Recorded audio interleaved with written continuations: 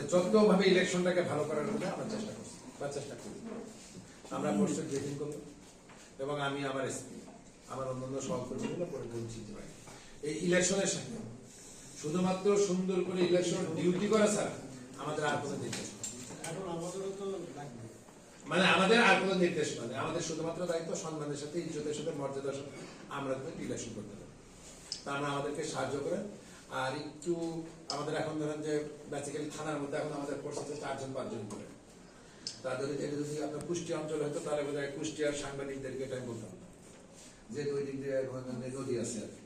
তা সাতক্ষীরাতে বলা যায় বললাম এখন আমাদের থানাতে লোক আছে হাইস্ট 3 থেকে 4-5 তারপরে একটু আমাদের থানাগুলো একটু দেখে।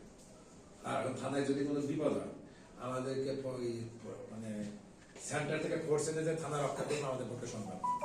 আর একটু চিন্তায় একটু বাড়তে পারে এই 3 দিন।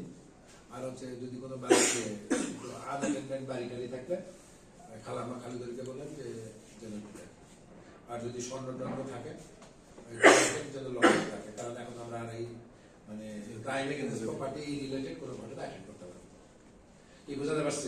এখন এটা কিভাবে বললে মানুষ ভুল বুঝবে না ওইভাবে আপনি লিখে মানে আমাদের থানাতে ফোর্স হচ্ছে ধরেন মনে করেন যে অস্ত্র দেখার জন্য ধরেন অস্ত্রের লোক আছে একটা ডিউটি অফিসার থাকে একটা সেন্ট্রি ধরেন হাইস্ট 3 জন।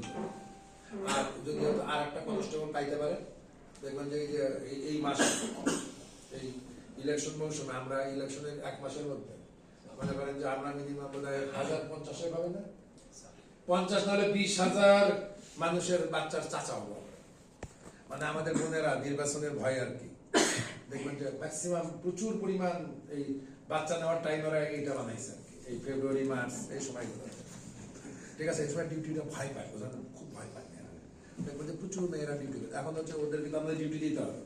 এখন এই থানাগুলোতে আমাদের এই জাতীয় এই মানুষগুলো আছে। আপনারা যারা সাংবাদিক আছেন আপনারা নিজেরাও খারাপ লোকজন একটু আমাদের